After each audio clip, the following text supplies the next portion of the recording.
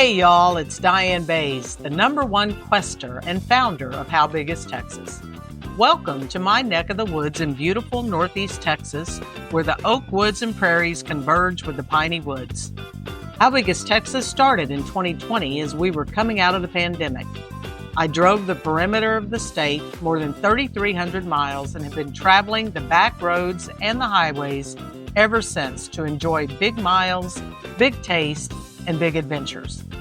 This podcast is for your enjoyment, my amusement, and to share a little something about the Lone Star State. Thanks for listening. Now let's get started on today's Texas Quest.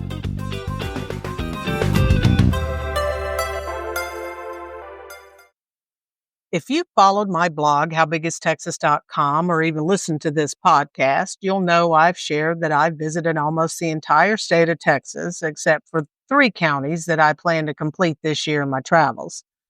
While I love this state and all it has to offer, no area captured me more than the first time I visited Brewster County, the largest county in Texas and home to Big Bend National Park.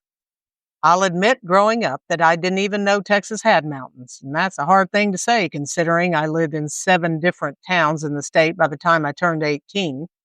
I don't think I learned about the mountains until I started working in the tourism industry in Texas in the 2000s, which is truly sad. It may have been discussed during Texas history class when I was in junior high, but let's face it, a lot of years have gone by since I was an early teenager, and that came with its own set of challenges. Of course, I remember the Alamo and Goliad, but not much more from Texas history. I had family who were teachers, and I'm sure they would be disappointed in that admission, but no amount of storytelling on my part will change it. If I'm going to tell a tale, I'll make it worth both our whiles. I truly find beauty in all areas of the state, from waving wheat in the Panhandle to waving water on the Gulf. But there's something about the mountains in the Chihuahuan Desert along the Rio Grande River that take my breath away. Sadly, my first visit didn't happen until I turned 50. At the time, we were living in San Angelo in west central Texas, so we were only a 3.5-hour drive from Alpine. For those of you who aren't big drivers or don't quite get the size of our state, in Texas, a 3.5-hour drive is not considered to be very long. To put that in perspective for those who are not familiar with the Lone Star State, we live in Northeast Texas now, and that drive is now more than 8 hours long, or around 600 miles or 965 kilometers.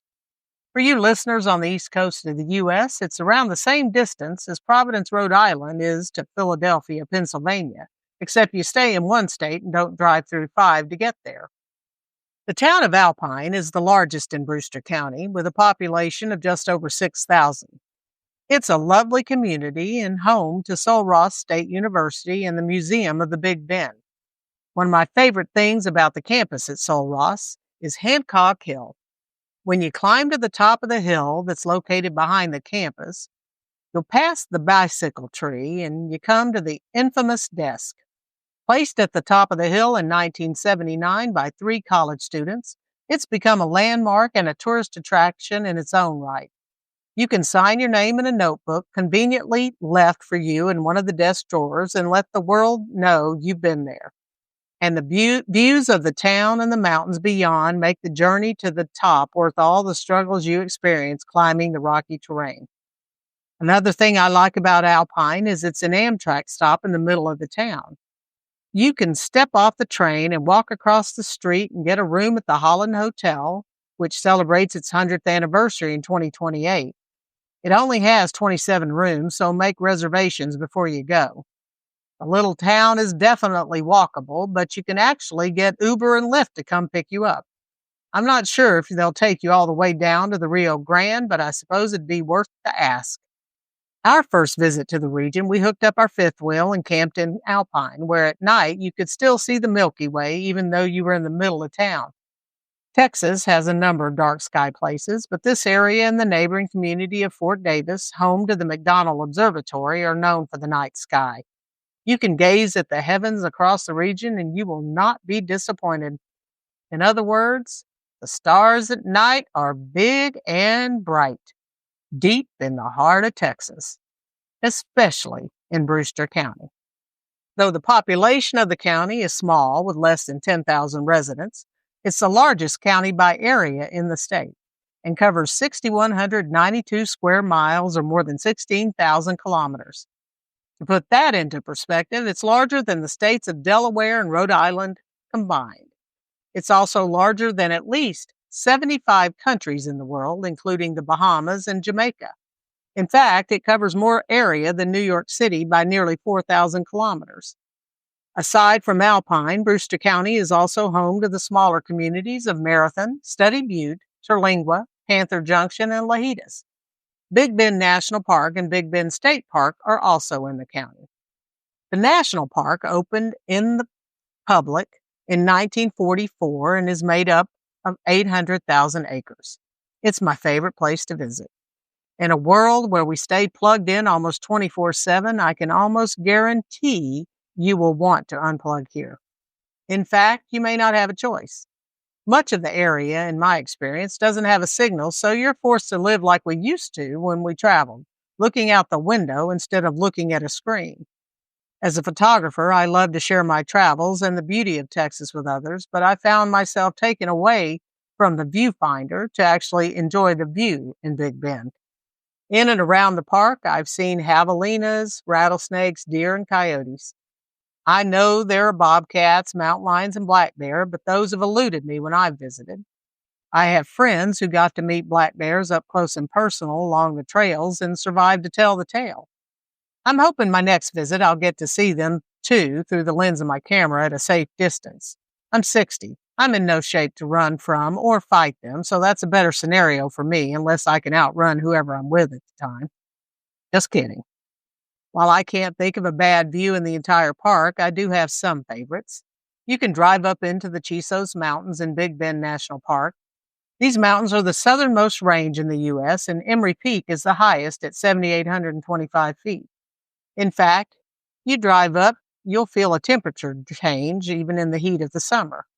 You can overnight at Chisos Mountains Lodge or just grab a bite to eat at the restaurant while you look out the window.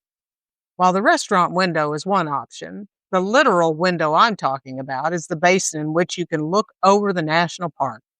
Since the Chisos Mountains are at a much higher elevation, the view is pretty spectacular and you truly have a window to the world. I also love to drive over to Santa Elena Canyon. With cliffs towering up to 1,500 feet, the canyon is 8 miles long. The base, where sometimes you have water and sometimes you don't, usually has water from the Rio Grande. Santa Elena Canyon formed with the help of the Rio Grande over millions of years ago.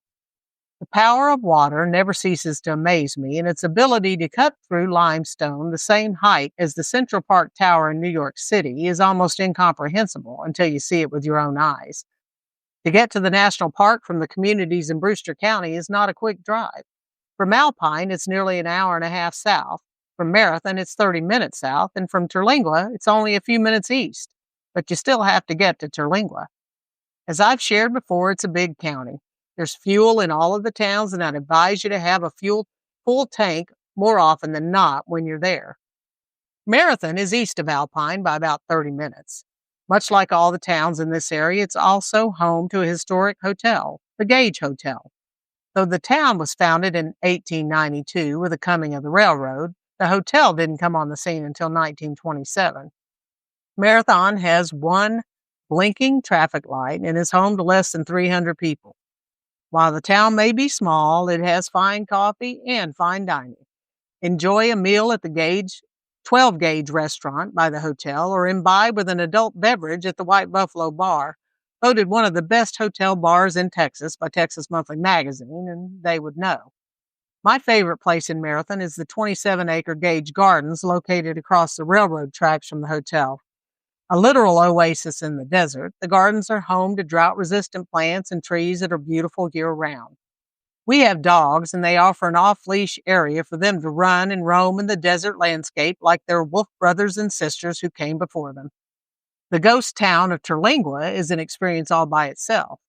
Once home to the Chisos Mining Company and more than 1,000 people, when the mine dried up in the 40s, the people moved away, and it's now got a population of only 138. A visit to the Terlingua Cemetery may not sound like your cup of tea, but it tells the story of the people who came before, and what a story they have to share. At this cemetery, many people honor their dead by enjoying a drink by their headstone and leaving the empties around the grave, letting their loved ones know they were thinking of them. And I'll tell you what, you can only hope to be thought of as well, based on the beer and wine bottles I saw at some of the grave sites.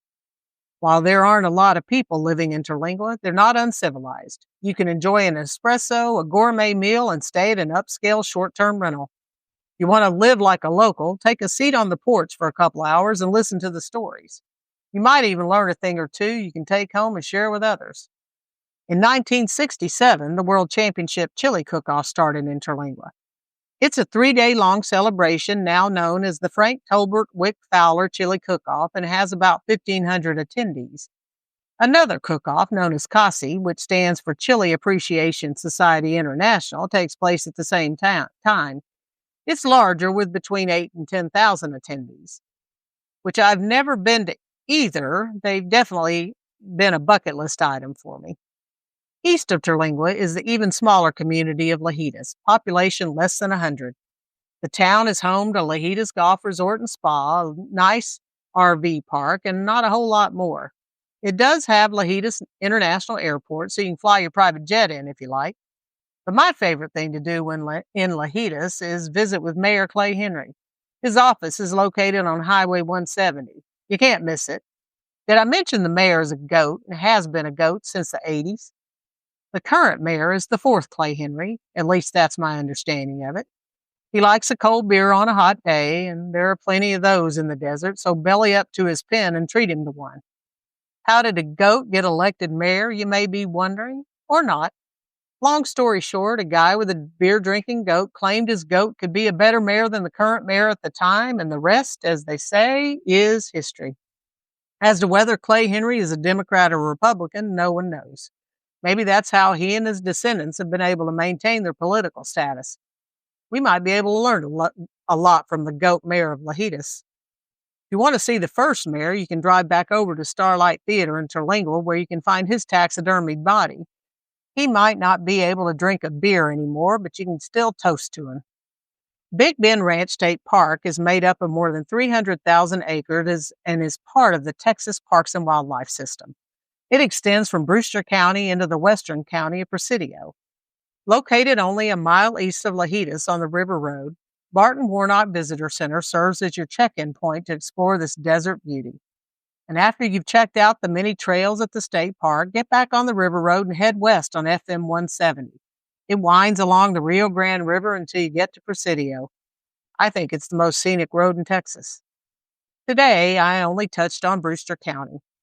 In a future podcast, I'll share the neighboring communities of Marfa, Fort Davis, and Van Horn. Texas is a big place, and Brewster County covers a significant area of it, remote West Texas. I encourage you to check it out for yourself. You won't be disappointed.